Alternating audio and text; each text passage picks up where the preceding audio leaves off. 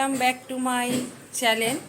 আমার নতুন চ্যানেলে এই আবার সেকেন্ড একটা ব্লগ দিতে চলেছি। আজকে নতুন ব্লগ দেব। হ্যাঁ, দেখো আমার এমনি সমস্ত রকমের কাজকর্ম সব হয়ে গিয়েছে। এখন আমি দেখাবো আমি কি রান্না বান্না করলাম, এখন সারাদিন ধরে আমি কি করছি সেটাই তোমাদেরকে দেখাবো। কিছুটা টাইম তোমাদের সঙ্গে আমি শেয়ার করব। চলো দেখি আমার ছেলে কি করছে, আগে দেখুন।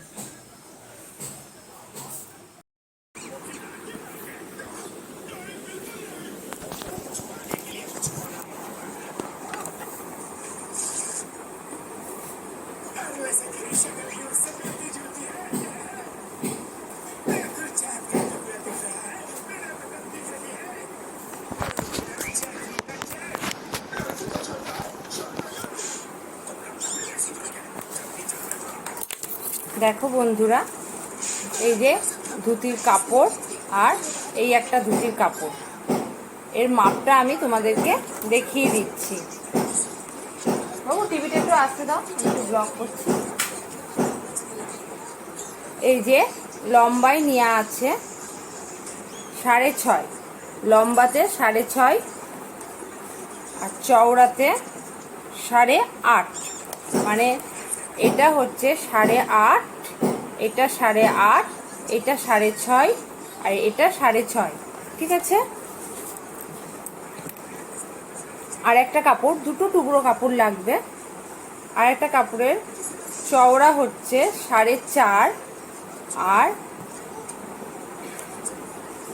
লম্বাই হচ্ছে 6.5, মানে এটা হচ্ছে 4.5, এটা 4.5, এইটা 6.5, এটা 6.5। এবার আমি এই যে এই ধরনের লেস কিনতে পাওয়া যায়, অন্য ধরনেরও লেস লাগাতে পারো। আমি এই ধরনের লেসটা লাগিয়ে তোমাদেরকে দেখাবো। আমি এই কর্নার থেকে, এই যে এই কর্নারটার থেকে আমি লেস লাগাবো। এই লম্বা যে কর্নারটা, এই লম্বা থেকে আমি লেসটা লাগাবো।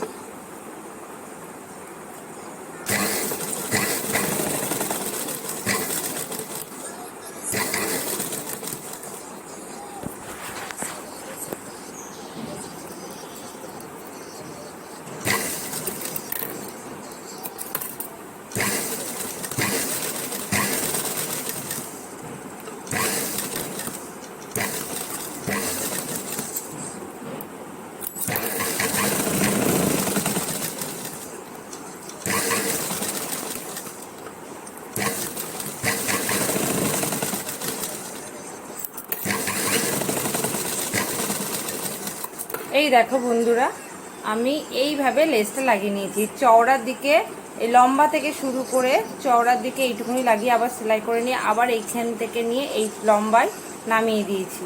এটা লেস লাগানো হয়ে গেছে। এবার আমি এই পাটটাতে লেস লাগাবো। এই পাটটাতেও আমি এইখান থেকে শুরু করব, এই লম্বা থেকেই শুরু করব।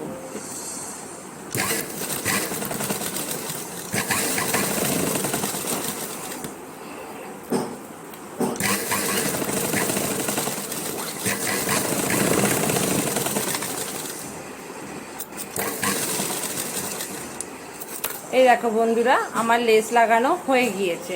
এইবার আমি এইটাকে দুভাঁজ করব, দুভাঁজ। এই যে এই এই খোলা এইরকম ভাঁজ করব, এইরকম ভাঁজ থাকবে। এই যে বন্ধ মুখ, খোলা মুখ, ঠিক আছে। বন্ধ মুখের এই যে খোলা মুখের এই যে এই অংশটা এইখান থেকে ধরে আমি তোমাদের মার্ক করে দেখিয়ে দিচ্ছি।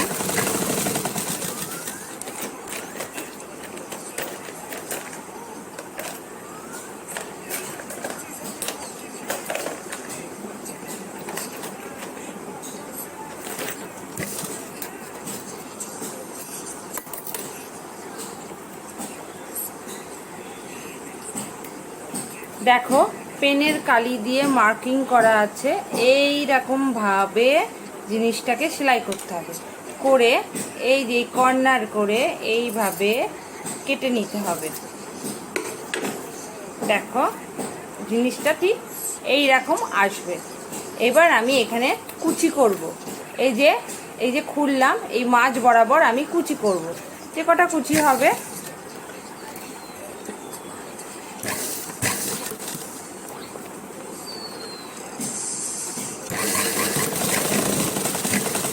এই দেখো আমার এখানে 4টে কুচি হয়েছে, 1টা 2টো 3টে 4টে কুচি হয়েছে। এবার আমি এটাকে এই রকমভাবে কুচিগুলোকে, যেমন শাড়ির প্রিন্টের কুচিগুলো আমরা ভাঁজ করে নিই না, সেইভাবে কুচিগুলোকে ভাঁজ করে নেব এরকমভাবে, দিয়ে এই সাইড দিয়ে আবার কুচি দেব।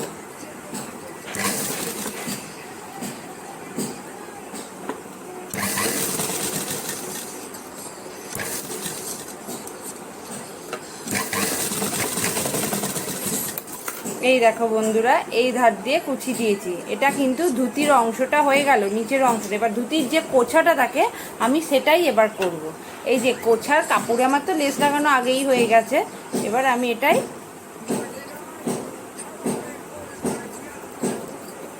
এই যে এইভাবে দেখো খুলে দেখাচ্ছি, এই রকমভাবে 3 ফোল্ড করে, 1টা 2টো, এই যে 1টা 2টো 3টে ফোল্ড করে, ঠিক এইরকমভাবে যেমন করে কাগজের সেই সাপ ফেলতাম না, এইরকমভাবে আমরা জিনিসটা ভাঁজ করে নিয়ে এই মুখের কাজটা করে, এই যে এই মুখের কাজটা করে আমরা সেলাই করে নেব। দিয়ে একটু অংশ আমরা কেটে নেব। এই অংশটা আমরা মারবো হচ্ছে কোথায়, সেলাই করব এইখানটা করে, কোচ্ছা তৈরি হচ্ছে। এই যে এই মাঝ বরাবর যে শীটটা, সেইখানটা করে আমরা সেলাই করব।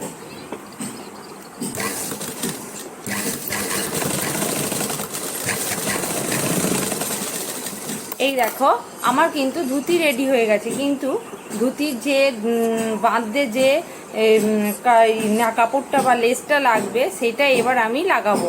কোমরে লেস লাগানোর জন্য আমি এই চড়িটি ব্যবহার করেছি।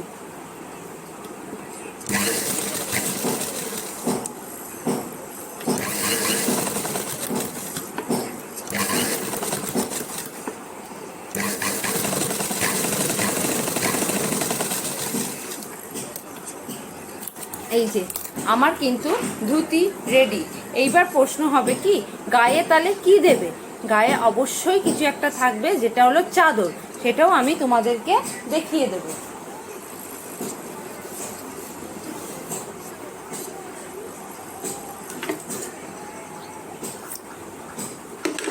দেখো ধুতি চাদর, ফিতেটা পড়ে গিয়েছে তাই দেখো।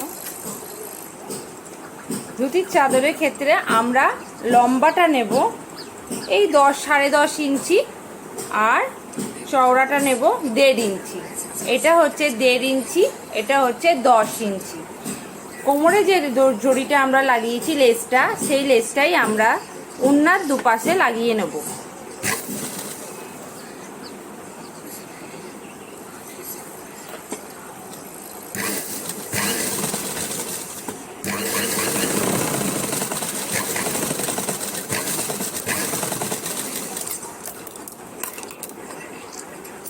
বন্ধুরা দেখো আমার একদিকে লেস লাগানো হয়ে গেছে, আমি আর একদিকে লেস লাগাবো।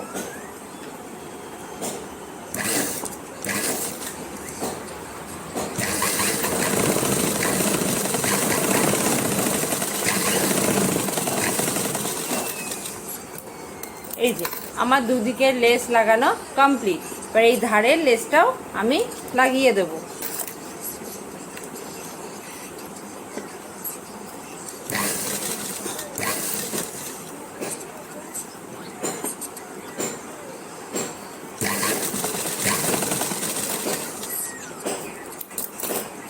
এই যে বন্ধুরা, গায়ের চাদর, ভগবান ঠাকুরের গায়ের চাদর বা ভগবানের গায়ের চাদর রেডি।